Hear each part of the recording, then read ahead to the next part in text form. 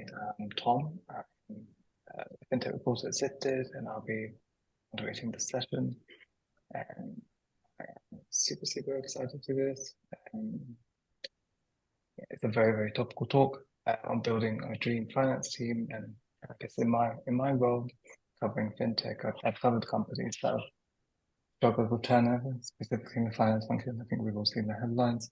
And I've also noticed a trend of new startups popping up, looking to add automation to the office of the CFO function. And these are things that we're definitely going to get into in our talk.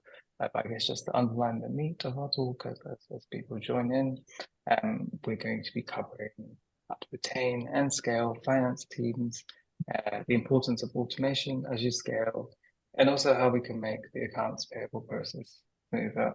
And to do that, I have a really amazing set of panelists today. So today, joining me, I have Martijn Jansen, Sales Director at Finance Information Platform Tipalti. I have Maria Hedengren from venture firm 8 Roads.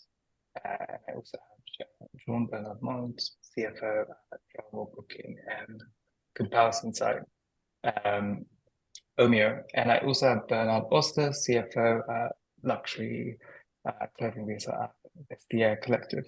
And I'm really looking forward to hearing from our panelists, but just to do some housekeeping before I start, there's a Q&A box on the Zoom channel, so please do feel free to send questions and we'll get to them when appropriate in the conversation. Now that I see we have a few people here, I guess let's just jump into it. So, we've seen high turnover from finance leaders in both public and private markets. So last year, we've seen a record high of 29 FTSE 100 business companies change their CFO.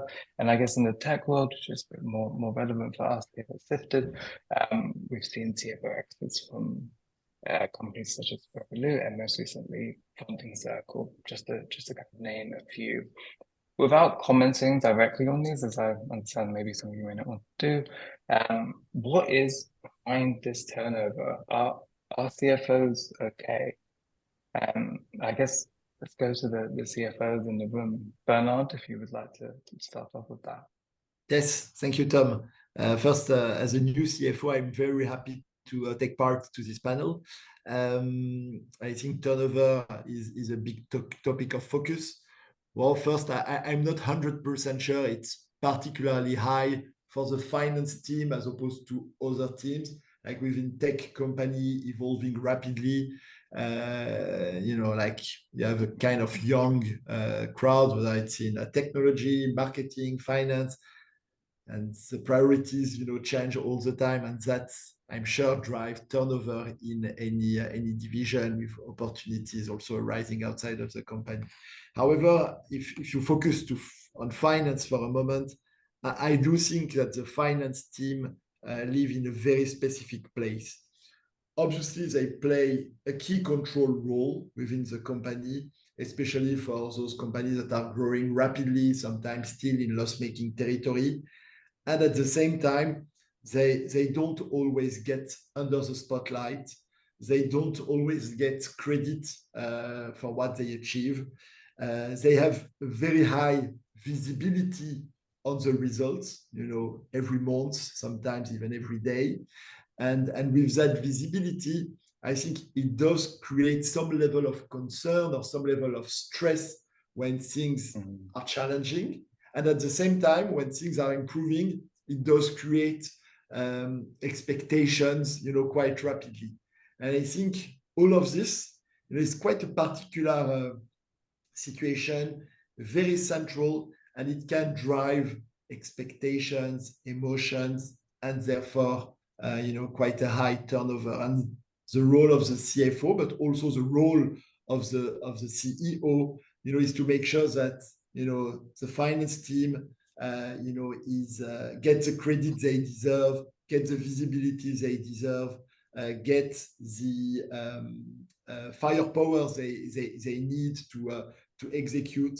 And that's obviously something that is critical and not always sought first. And Jean-Bernard, what's your take on the yeah, I guess the Yeah. turnover. Yeah, hi Tom and Ben.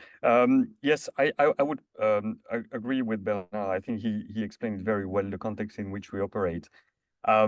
One of the things that I've learned doing over the years is to be extremely transparent and probably have a lot of frequent communications with the whole finance team.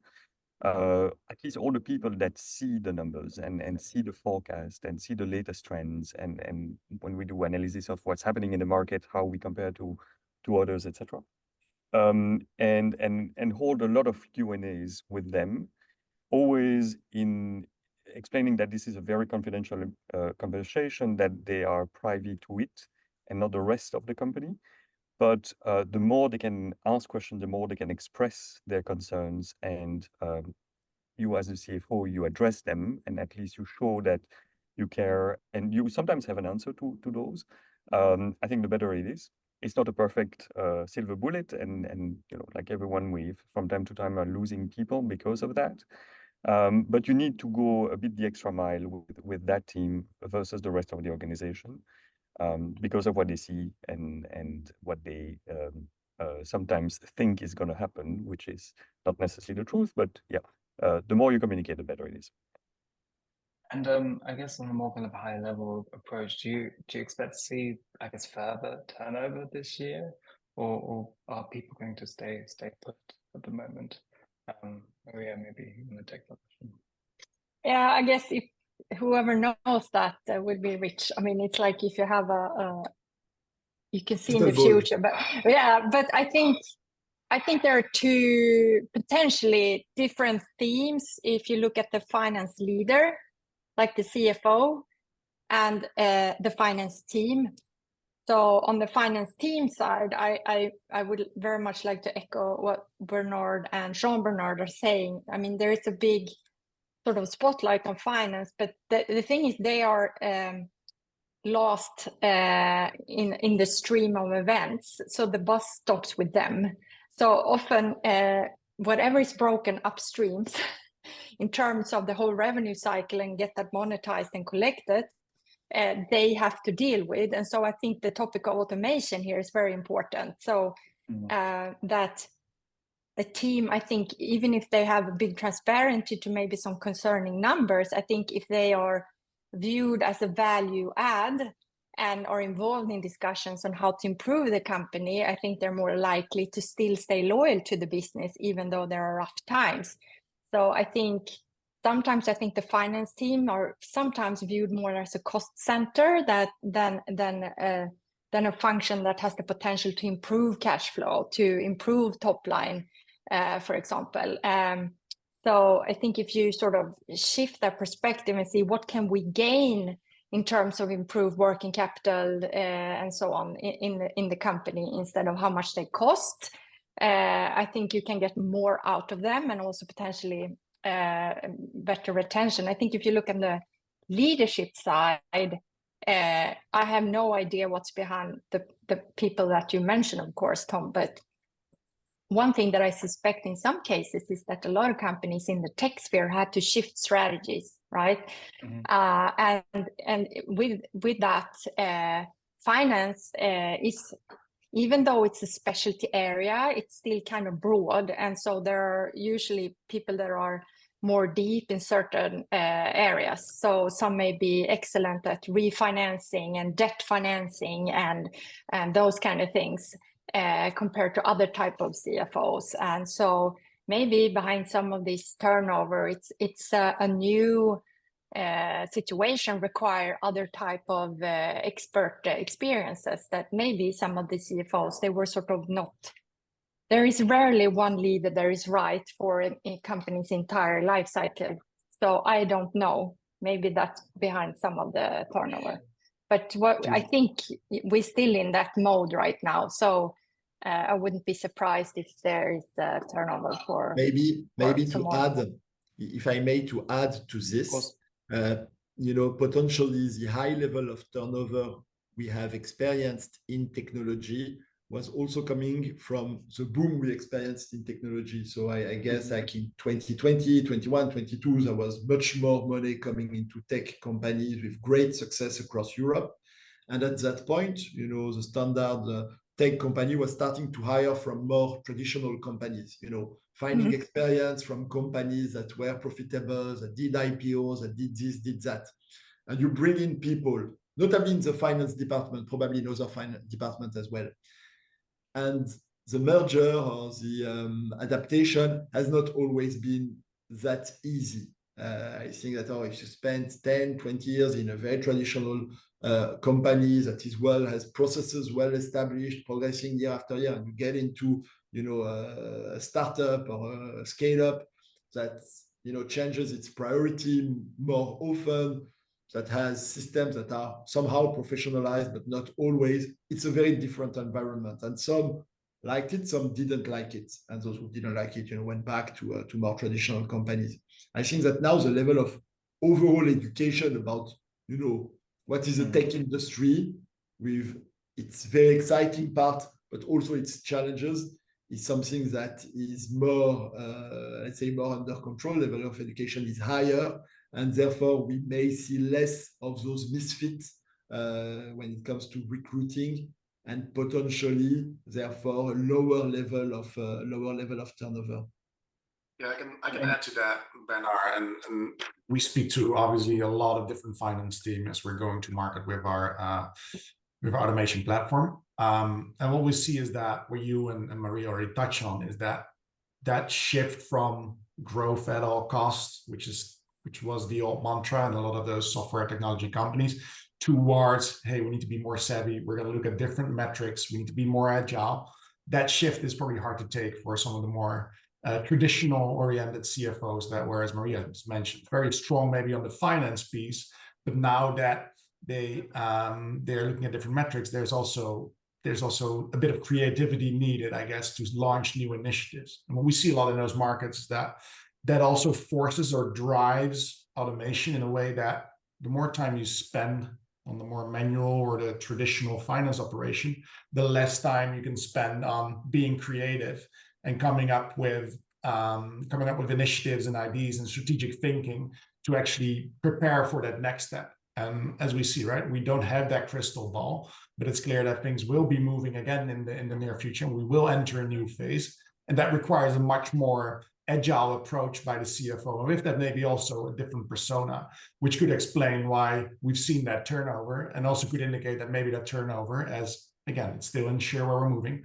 might not be ending anytime soon.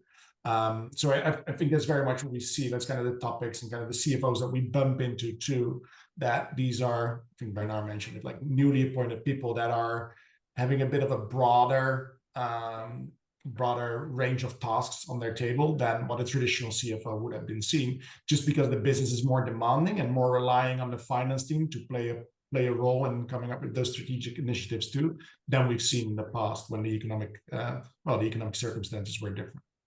And Martin, what kind of pressures would you say that the finance team are on in the current funding environment? Yeah, it's a good question. What we see is that there's a lot of asks on doing more, play a strategic role, play a pivotal role. Obviously, that's an opportunity. At the same time, there's also the pressure that their organization, their setup, their team, their tech infrastructure is not necessarily ready for it. We see that a lot of time is wasted on manual tasks, on keeping the business running and keeping the lights on from a finance perspective, which is, again, eating from that time that you can spend on the more strategic initiatives. Not only is that an efficiency issue that you'll have there, on top of that, what you see is that you have issues with attracting and keeping the top talent within your finance teams on board. What you see is that there's people that have been having high IQs, been going through business schools, doing majors in finance, and then eventually when they actually have that role in the finance team, they spend 40, 50, 60% of their time coding invoices or correcting anything that's in their accounting system. So that's where there's a lot of pressure on time spent on where you do not necessarily want to spend it, but have to spend it, and time spent where you want to spend it, where you cannot add the value that either the business or external factors are expecting you to chip in, and with that bring a more strategic vision and new initiatives to the market. And then Bernard, I guess how has the finance team at Vestiaire adjusted to working in the downturn since you've been in that role? Yeah, I would say. So I've been in the role for 1 year. So I didn't manage the adjustments, to be honest. I got, in the position with a very strong, smaller, but very strong team, with very strong direct reports, which is extremely comfortable to me. What I saw, in 21 and so on, and I was more as an observer within Vestiaire company, where I was the chief strategy officer. I was seeing a lot of initiatives, like a lot of, obviously, automation is very exciting, but I think you can automate a process that you master very well. If you don't master a process very well and you start to automate it as if automation was a magical solution, it doesn't fly. So because of my, relatively short experience, in core finance, and because of where we were, my motto was very much back to basics. Back to basics. Let's make sure that the fundamental process, we master them, as much as we can.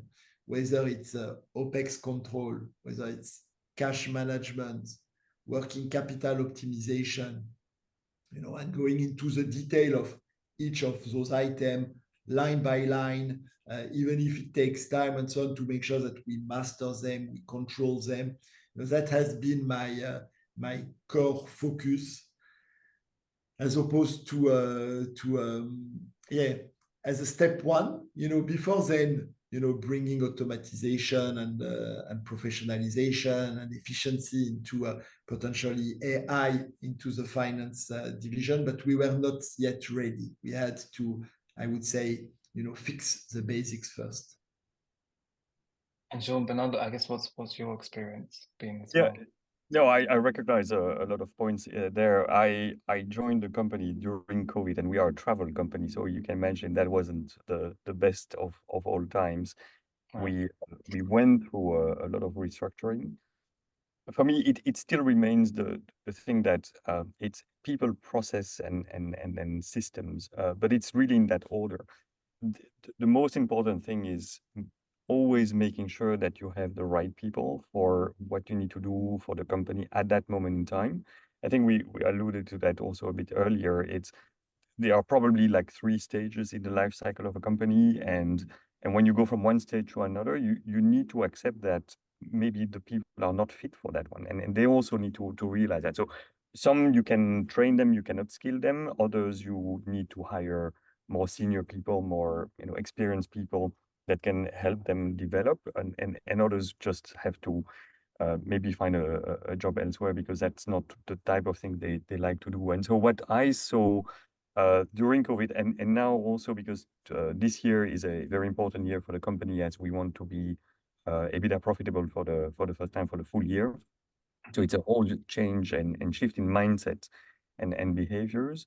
But again, people first. For me, it's if you have the right people who can talk to the rest of the organization, who can make the right decisions, be sufficiently 80-20, you get there. And I've seen and I've inherited a system at the time where we had some processes and a system in place, and you can change it, you can fine tune it, but again, if you don't have the right people who can think through and lead the whole team, it won't work. Well, and big learning, and it took time, by the way, to come to that realization and find the right people as well. But it's a fun thing to do. On the flip side of that, what was it like being a CFO? I guess during more the boom years as well. I mean, this links back to an audience question. Someone has a question on, I guess, the specific learnings that the finance team have had after raising, they say seed round specifically here, but I guess a funding round in general. One thing that I've been thinking about, and I'm not sure it's different if you're in an up period or a down period on the macros and then in the market. And that is when you talk about automation, I know that in the agenda here, we're going to talk about AP, for example, but I think automation in a larger perspective. So I've seen a lot of tech companies where there's still a lot of manual work on top line type of items. So I have a very complex platform which sort of spits out data that needs to be transformed and reworked and attributed before it can become an invoice. And there are like Excel spreadsheets of hundreds of line items. And when you're in a super growth period, there is not enough focus on that from the business because all the product development people needs to work on the customer product and are not allocated to help finance with automating those kind of things. And then you come to a down period when there is cost cutting, then you reduce number of resources and you don't want to spend money on improving the systems environment because maybe you have a burn rate management challenge.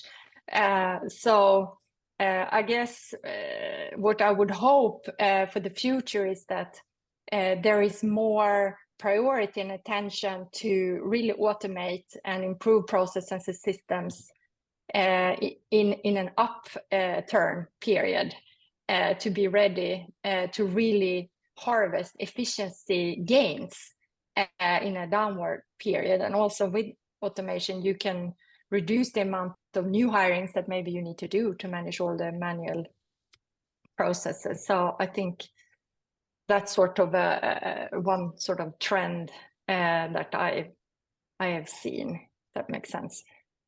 Well, no, I mean, that fits. I think specifically across the startup world, but specifically in fintech, we're looking at startups being quite pushed towards reaching profitability. How can, I guess, automating the finance team help achieve that goal? Martin, if you want to take one.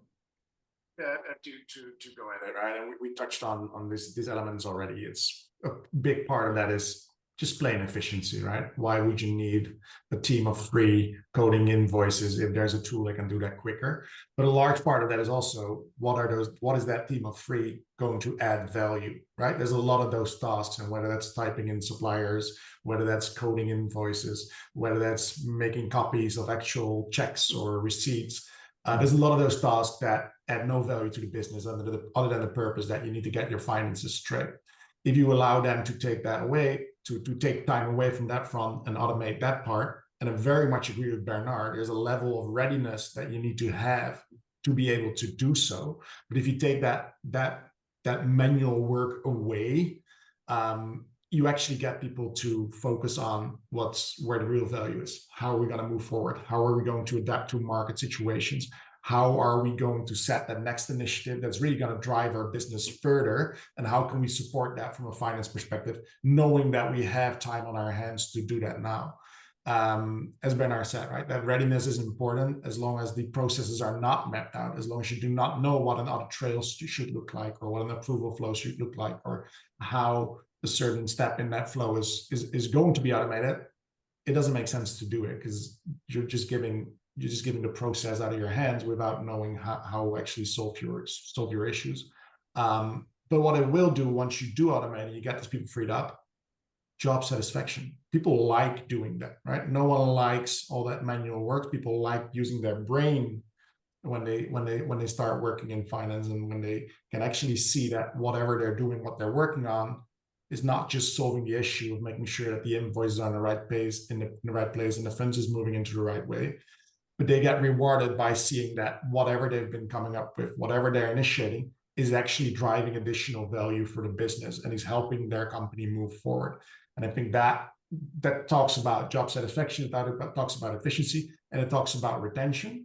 But those 3 elements are all needed for a successful finance team to scale and get the business into the next phase of growth.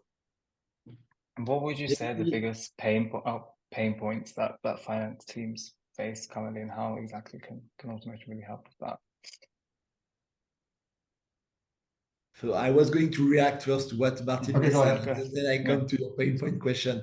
Just I think it's, again, I'm talking a little bit as an observer from the inside. It feels that, in 2021, businesses were developing, super fast, tech team growing rapidly, product team growing with them, marketing team for consumer business growing as well.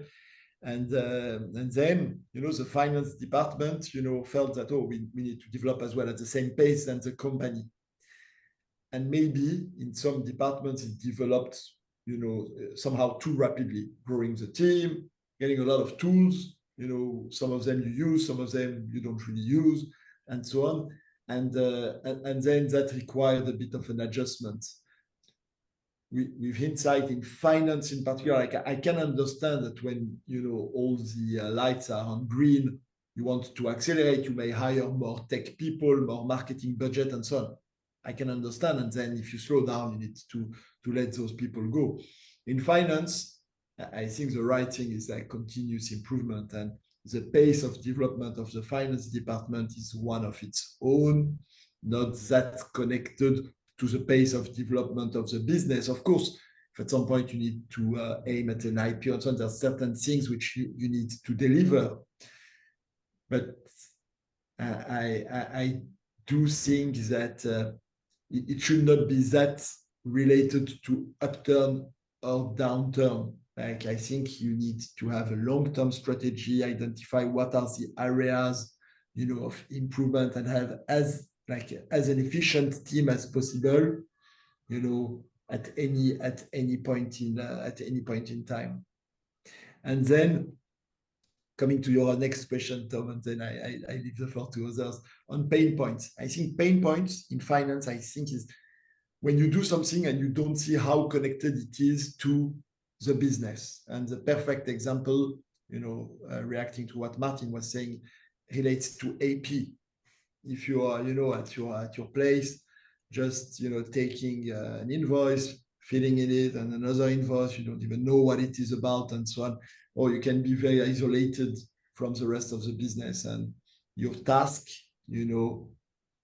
like in itself is maybe not, that motivating, and so on. And I see that quite often, like seeing some finance activity being disconnected from the business. And I think it's very important to try to, shift from being in the receiving end to actually be, closer to the driver's seat.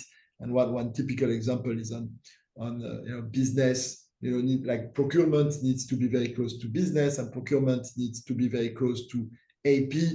And as a result, AP needs, thanks to the effort in order to achieve like a procurement negotiate terms. If AP doesn't have a payment strategy that perfectly match, all the efforts and achievement from the procurement team, then you have an AP team that, will just suffer, struggle, receive call from the business directly, totally disconnected from any efforts that were developed by the procurement team. And then you have an AP team, leaving the boat and being very, very frustrated. So making sure that everyone understands, what is the overall strategy regarding procurement, having a procurement team that closely work with business in their negotiations as well, and then having an AP team that understands that, okay, this is part of an overall strategy aimed at optimizing working capital, professionalizing the business in the way we deal with supplier. Suddenly, your job becomes more interesting, and you get more committed. And at that point, you can start to think about how you can optimize it and automate it. But it has to be, again, as much as possible linked to business. Otherwise, just in itself, it's very challenging. But it's interesting. I wrote an article that Sifted published a while ago, looking at what I thought was suitable profiles for a scale-up CFO. But I think when we talk about automation, I think one thing that is my sort of pet peeves is that if you put your hand on the finance leader's chair, it should be stone cold because the person never sits in it. It's not a desk job. You need to be out there interacting with the business and supporting the business. But I think as automation levels increases in the finance area, it will pose different type of demands. In all of society, of course, there's going to be revolutions in how sort of you need to be better at generating queries for the AI. That's your specialty, rather than actually producing the task that the AI is doing for you. And I think if you look at finance, I think more and more you will potentially need more extroverted type of profiles that really also like to be out there interacting with the business, understanding how can finance support the rest of the business and improving the metrics. So I think for people who is thinking about the future in finance, that's something to also consider, that there is an opportunity to do more interesting things, more strategic work in finance, but you also need to be sort of prepared for that. Yeah, I think. if I may, I can give a sort of different color as well, and I agree with what Maya said. But you have typically in startups, they have typically attracted people that are doers. You know, they don't think much. They do, especially in the finance function, and they're great because you know they deliver an incredible amount of work, and they start to work more and more as the volume of activity picks up. And then jokingly, I say we need more lazy people inside the organization. We need to hire people that will come in and say like, you know, I'm not going to work like that. I want to automate. And for me, what is very important is that hopefully it comes from the team. It's not something that you as a CFO say top down, we're going to automate, because then you get all the knee-jerk reactions of I'm going to lose my job and these kind of things. And back to what I was saying, that's where you need to find the right people that come in with that sensitivity of, you know, I'll automate my thing because otherwise this is not going to scale. But I also clearly see what my role will be tomorrow, and I'm not afraid of going that path. But I've had a couple of instances like that where you actually are pushing against your own team in terms of wanting to make them evolve, because they're just afraid, or they don't see necessarily why the change needs to happen. And so there's a lot of again, communication, education to do that. It links quite nicely onto audience question we have from Rami. He's asking, how can you ensure, I guess, the humans that are a part of the organization feel invested in as much as the AI that you're investing in as well? I think Jean-Bernard said it really well, to sort of, you need to do it in together with the finance team, and not top down come and say, now we're going to do this and we need to change and your job is going to change. But it's someone taught me once to use the philosophy of ask, don't tell. So instead of telling them what to do, ask them, what shall we do to improve our efficiency, to make you you know, your work more interesting, and for you to be able to develop more things, so that it's more driven from bottom up as well. I don't know if that helps. Yeah, I can speak a bit on the specific AI element of that question, Tom, in terms of like where that comes in. And as Maria and Jean-Bernard mentioned, like it should be an assistant. It should be helping you. It should not replace the human interaction, the human work, but it should be an add-on that makes life of the human easier. There's a couple of things that AI, I'm going to say at this point in time, because I am one of those people that's a bit frightened of that the robots are going to take over future.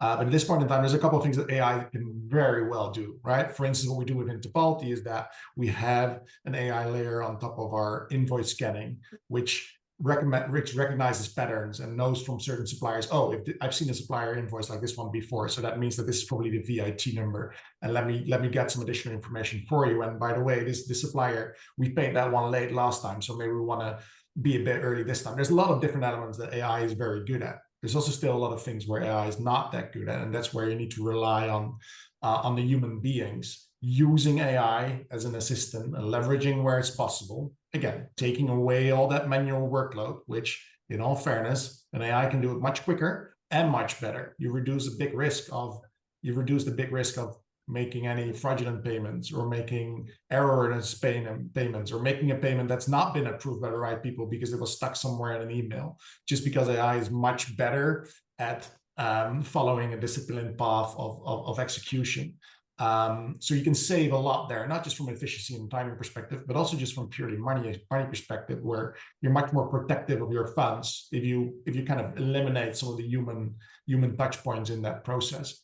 At the same hand, if you talk about strategy, if you talk about adapting to the market, if you talk about how can finance be that business partner, we also touched a little bit on the previous topic on how can you make sure that as a finance person, you're not just there to say like, oh, sorry, Mr. Founder, sorry, Mr. CRO, Mr. Sales, tune it down a little bit. This is not real. This is not reality. Like, if you become more of a business partner for them, it's also much easier to accept that for them, that what you're saying there and kind of the limitations that you might put up on some other departments are actually needed and eventually in favor of growing the business. That actually links on to another audience question we have. So they ask, does the panel have any advice or recommendations on how to balance founder optimism versus cash from a reality? And also, I guess, avoid the CFO being considered always in a negative view as well. Well, I can take that one first. At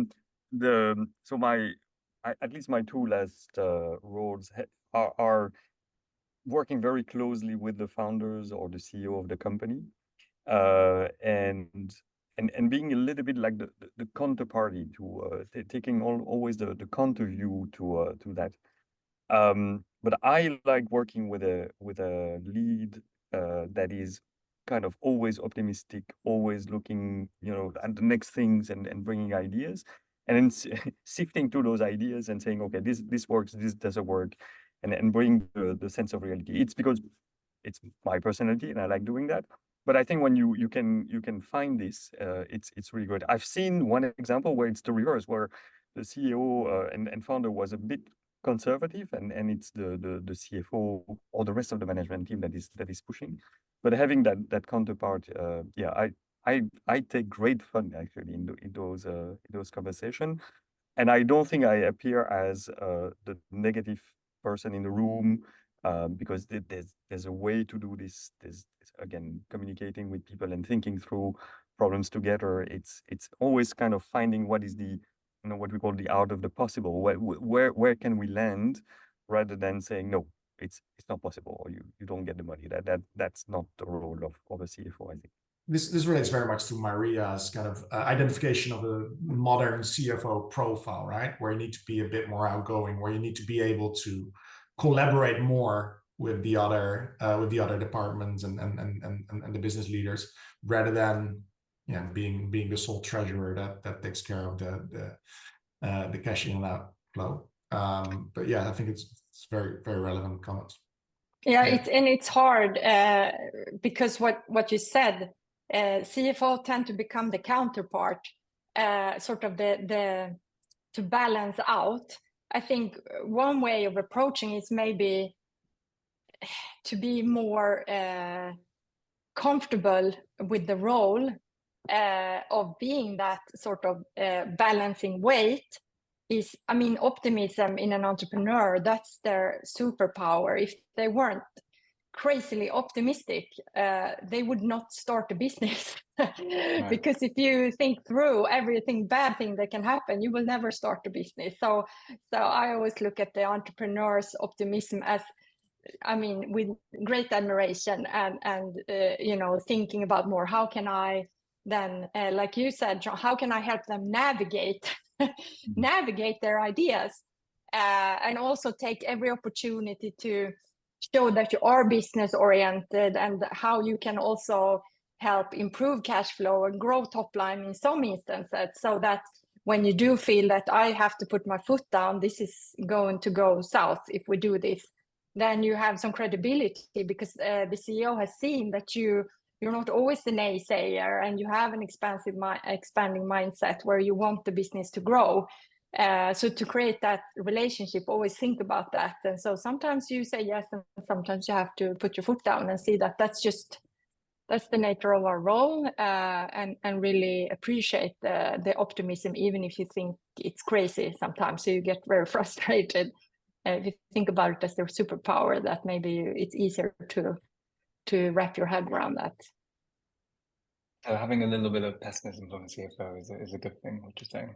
Yeah, I think it's good. And also, I'm also like that, Jean-Bernard, that if I tend to become the counterbalance. So it could be an opposite where somebody is more bearish, then I become more bullish. And I think that's good that you can take turns and together you find good compromise. It's important that the belief within the broader organization is that you have, I think the belief is that you have established a position where it's clear that it's not pessimism that you're spreading across, but realism, and people value that much more over. But once it takes a while before I feel you get that status, but that's where you want to be, because the moment you've been perceived as someone that's pessimistic, you might be in the wrong area. Absolutely, I was going to say the same thing.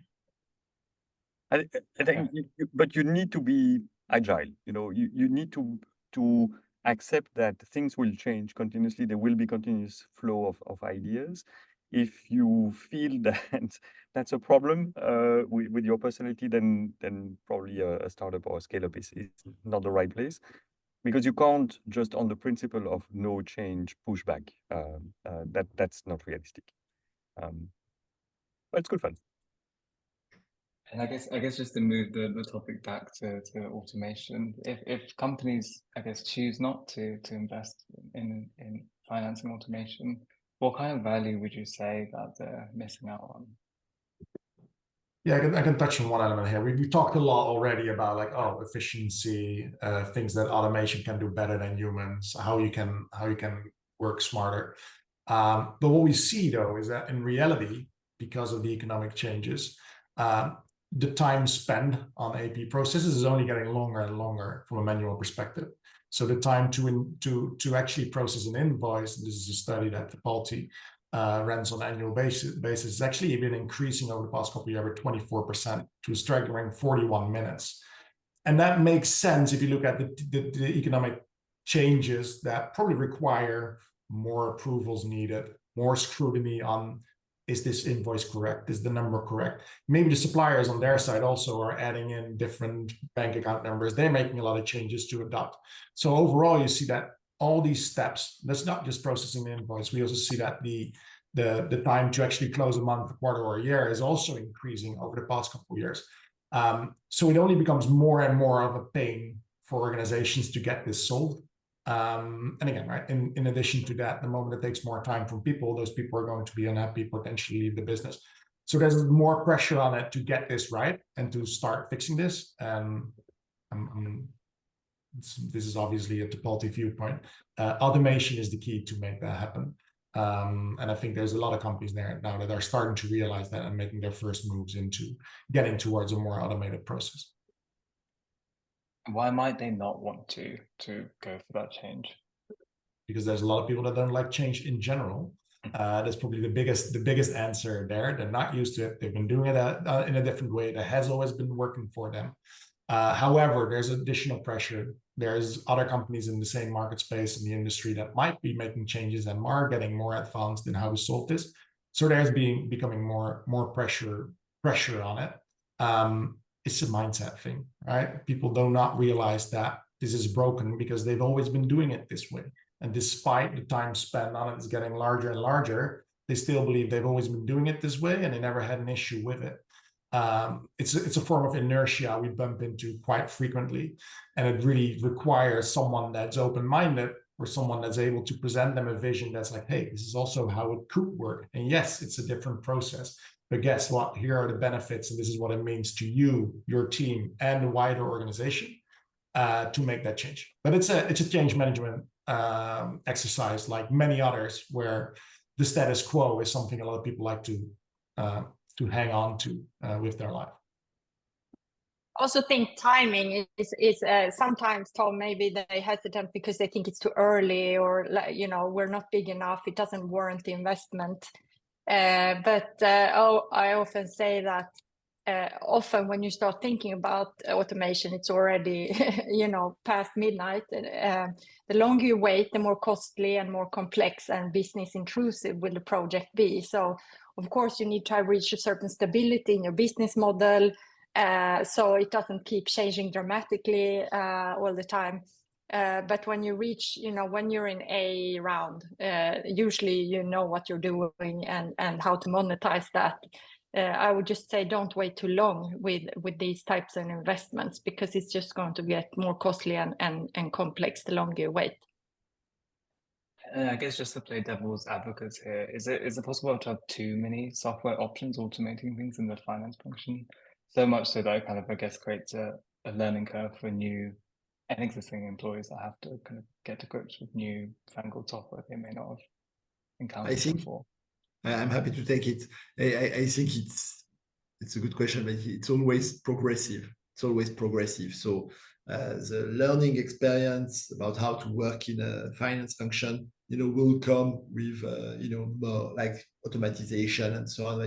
You won't have a huge wave of automatization, and then you're a little bit lost. Even though it can happen. When I started my career in banking in 2006, and at the time it was a big boom of databases. And when we were producing a banker's pitch, it was like 100 pages all the time, because we would do all those new analysis you could do thanks to the data about earnings surprises, cross-holder shareholding, you name it. And you were like producing and thinking less. I would say producing more, thinking less, thanks to all those databases. And then, 15 years later, we had all those databases, and we were much more selective about what was relevant to the client. I think maybe in finance, as I said earlier, you have a little bit the risk of having automating too much, onboarding a lot of software, and then you're a little bit lost about what to use, what not to use, what is from fundamental, what is optional. But I think this will be just a short period of time, and then thanks to reasonable CFO, things will go into the right direction. To respond to the question we got from Martijn about the interest of the finance role and the risk that AI take over. Well, I think that risk is low. However, the more automation and the more AI, as long as it is controlled and built on strong foundation, will make the finance job even more interesting, and will free up time for you to work with business, as I think Martijn or Jean-Bernard was saying earlier. So, and when you think about Gen X coming into finance, finance will remain a great place to learn about how to do business, because you have a very comprehensive view about all the challenges that the company is facing. And again, automation, AI will just make that even easier. Obviously, it doesn't allow you to become a great commercial person or an operator or a tech guy and so on. But learning about all the key drivers of a business in a record time. So like obviously in finance, you tend to work hard, you need to focus on a lot of small details and so on. And that's a great learning experience. And then either you get to love it and you continue in that direction. Otherwise, it always opens a lot of doors to go in business, at with various responsibilities. I guess they're typically the best way to reduce turnover in employees, not just in finance, but across all functions, is to give their role meaning and importance. And if people feel in the finance function that a piece of software can kind of automate their job, what sort of impact does that have on wider morale, would you say? So I'll respond to that in a second. I just wanted to build on what Bernard said, the first part of the answer. What I've seen also happening, you need to be very careful about it. As you bring new people, as we discussed earlier and experience, there's also a tendency to also bring the new shiny tool that replaces the old tool that you have, which doesn't do X, Y, Z, etc. And I've seen that often, that actually it's a lot of disruption for not a lot of added value at the end of the day. And so you have to resist that. You have to sometimes say, no, we're going to stick with this one, because it's maybe not perfect, but the disruption will be too high. And it can lead to a multiplication of tools. So it's not just in finance, by the way. I've seen that in tech as well, where project management software or whatever they want to change. And if you listen to all the voices, you could change your whole stack every other year easily. So that's a watch out to care for that. To your question, I coming back to what I was saying, I think you need to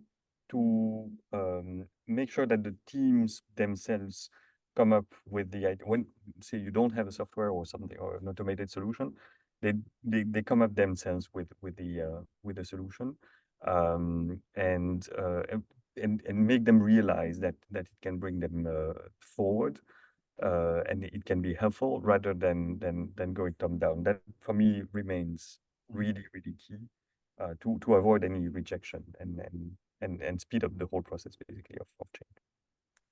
But sometimes, Bernard, like I do it myself, or you push, like you say, oh, I need to automate this, I need to spend time on AI right now, it's a big topic. You leave it for tomorrow. So sometimes a bit of top down, I don't know, some nice way to motivate people to, come up with ideas and say that, you will value them today, I think can be, I don't know exactly how to do it, but I see that I leave a lot of things for tomorrow when it comes to automation or AI, while the revolution is happening right now. I agree on AI. On automation, by the way, I was thinking, I don't think I've ever said, oh, we need to automate things. I'm more kind of like pushing the boundaries, like how can we close faster? How can we go from, I don't know, 5 days down to 3? And then people will go like, oh, well, that's a paradigm shift. There's something that has to give. And that's how they come up with these kind of more radical solutions than just improving the process or adding people to the team. So I always put them on the goal that you want to achieve, and which is probably something that they also look forward to, rather than telling them the solution. I think Baya said it in fewer words than I did, but yeah. Tom summarized it pretty well there, that it's about impact, right? People want to make impact. And what you've seen is that back in the days, and I have a bit of a sales lens on this, being a sales leader for a while now, there's been a whole period where it was about revenue. We need more revenue, which is very much a sales and a marketing exercise. Where in today's world, even from a sales perspective, I'm having meetings about customer acquisition costs. I'm having a meeting about burn rates, runway. There's a whole different metrics that we're looking at. And these are metrics that are much more heavily impacted by the actual finance team than revenue on its own, where obviously finance plays a role, but it's very much driven by other departments. So I think, if any, finance is becoming much more of a central piece of any organization. And that's what people want. They want to make impact. And the more they can leave up to automation on the boring stuff, the more time they can spend on making an actual impact. And with the finance team taking a central part in that strategy and in that mission, I think there's a lot of it should be very attractive to take on a role and stay loyal to a finance team in these changing times. And we have an audience question which kind of fits right into what we're talking about. What are, in your opinion, the high-level tasks of the finance operation and startup that can never be automated with AI?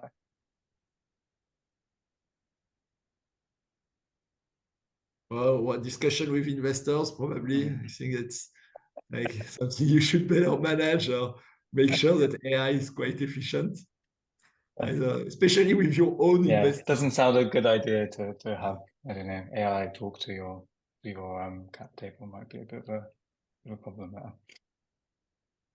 I don't know if there are any other things, but no, but it's still there, right? Like when it comes to business intuition, etc. AI can play a big role in supporting and giving you the right data and bringing you the right summaries and everything, right? That can help you out big time. But there's a certain element, talking to investors is a great example, where you need to do that yourself. You need your own savvy business mind. You need your personal approach. You need your listening skills. There's elements in that will never been handed over to AI. And team management, I guess that's, if the turnover is high, it's probably that team management is not always as successful as it should be. And that's clearly AI will not help. Still need to focus on the human side of things, even if you're going to use AI in other ways. Yeah, so I guess we have 5 minutes to go, and I just wanted to ask. So we've obviously spoken a lot about accounts payable today and how to automate that process. But what's the next step? What else can be automated that will, I guess, provide the biggest gains in terms of saving money and time? Yeah, like I mentioned earlier, I think I would definitely start looking at the revenue cycle, especially in tech companies or any company where there is, you know, a complex product creating the revenue, and so everything that has to do with monetizing and collecting the transactions from the product. Not always, but a lot of times, I think there is a lot of manual elements to that. When you're a startup, it's no problem managing 10 customers in an Excel spreadsheet, but when you're up to several hundred, maybe it's not such a good idea anymore. So that's probably where I personally would start. Oh yeah, fully agree. I mean, like product and production processes are never built by finance people, and thank God. So they never think about what information do we need to deal with the invoices and the reconciliation and reporting and all of that. So inevitably, there's always a moment at which you need to go back to them and say, hey, can you capture that information? Can you calculate that information? Can you give that information and then automate the process entry into the ERP, the financial system that you use? That is a story I've seen multiple times that needs to happen at some point in time. And I think, as Maria said earlier, the sooner the better. But it's not something that you necessarily prioritize very easily, especially when you are a young startup. I thought maybe I could address Dennis' question here, who is the CFO and managing just fine with him and or her. Denise, maybe it's a her. I don't know. Sorry. But what should be the next hire? And I always say it's about complementing the team so that the team as a whole has the optimal sort of skill, capability, energy. So I would start looking at what are you and the financial controller really, really good at and really enjoy about your work, and what kind of responsibility would you rather just, procrastinate or leave to somebody else? And then the opportunity of actually having somebody that really loves doing that and is very good at that can really take the whole sort of performance of the entire team to a higher level. So I don't think it's possible to say, based on this information, there's not a generic answer to that question. I think it depends on who the other players are in the team. Yeah, okay. I think that's a good place to start. I think unless anyone else wanted to add anything to what Maria's just said, that's a final thought. I'll take that as a no. Okay. Yeah, so we're running up on things. I've really enjoyed speaking to you all, and yeah, taking this very topical chat. So yeah, thanks so much for attending the Sifted Talk, and thank you so much to our panelists as well. And yeah, if you are happen to be hungry for more Sifted Talks, we'll be holding our next session on how to build an AI strategy that works on the 3rd of July. So please look out for that. But otherwise, I will see you next time, and thanks so much again. Thank you. Thanks Thank you very much. Thanks, everyone. Bye-bye. Bye.